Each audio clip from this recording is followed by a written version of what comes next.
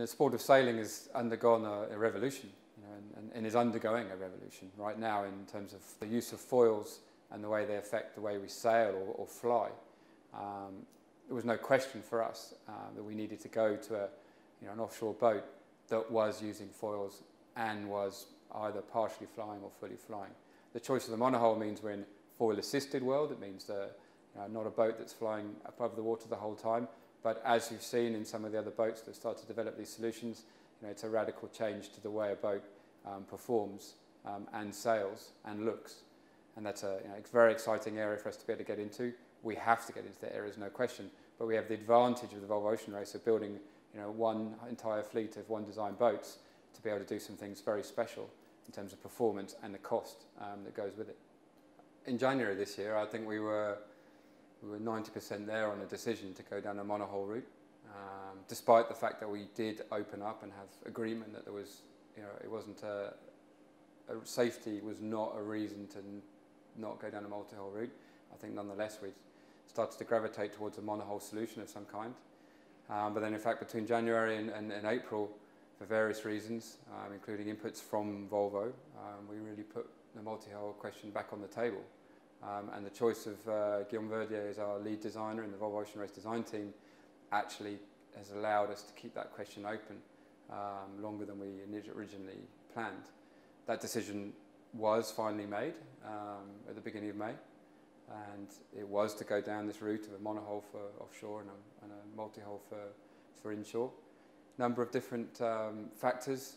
I think the risk, not on pure safety, because as I say, I think the monohull side is as much at risk ultimately today from a sailor perspective as multi-hulls, in terms of how tough it is to race any kind of high performance boat. But there is one issue with the multi-hulls which is difficult to get over today, and that is, despite their increasing safety and reduced risk of capsize, in a Volvo Ocean Race environment, pushed to the limit by a full crew, boat-to-boat combat, there's a high chance, there's almost certainty that a boat will capsize. And on a sponsor front, just put the safety aspect aside completely, on a sponsor front, in an equation like the Volvo Ocean Race, where you're selling the fact that we're racing between key markets, market to market, and a number of legs, what you lose when you lose your boat is something pretty significant in terms of the investment. That is not the case in a non-stop round the world race or a single leg across the Atlantic, where you've got a lot of return before you even get to that point, you're already into the race, you've got a lot of media coverage already, and you accept that you might not make the finish line, but you will lose only a percentage of your return. This is a much more difficult equation in the Volvo Ocean Race. But these are not, big enough reasons just to kill the multi-hull. And I think when that world reaches the point of flying above the water in an offshore mode, which is what the French campaigns are all working on, in the old team class they're already working on, this will be a compelling overall formula which could tilt the decision the other way, and therefore 6 years down the line from now we may well be building multi-hulls for the second part of this 10-year decade plan. So it's important to stress that that's a very more open than it's ever been for us to go that route, but we had to make a decision, and the decision this time is the offshore boat to be a very innovative and a boat that will excite people, but a monohull.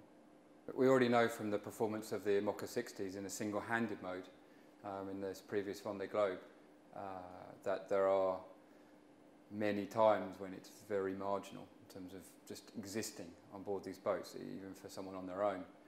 When we go to fully crewed mode in what will become effectively a turbocharged version of an Mokka 60 when it's in Volvo Ocean Race mode, we know that we're going to be close to some limits of both human endurance and ultimately, with new technology, new performance, of the mechanical limits. And whilst of course we want to design a boat that's reliable and able to take the pressures and the pummeling that a full crew in a Volvo Ocean Race give it when in a drive and obsession to win, there are limits that we simply can't manage to draw a line around. And when people are pushing right to those lines and right to those limits, we're going to have breakages. We've had breakages always in every Volvo Ocean Race. Sometimes perhaps the number of them has gone across a line which hasn't been reasonable from a risk perspective, from a sponsor perspective in particular. But that is something we know will perhaps be a little bit back closer to that line than we have been with the current boats. That's part of it. It's mechanical sport, and part of the game of winning is knowing where that line is and knowing when to push back a little bit and when to be going full throttle. that is what the Volvo Ocean Race has been about since its inception in 1973. But there is no doubt with a new boat we're going to go back closer to that line.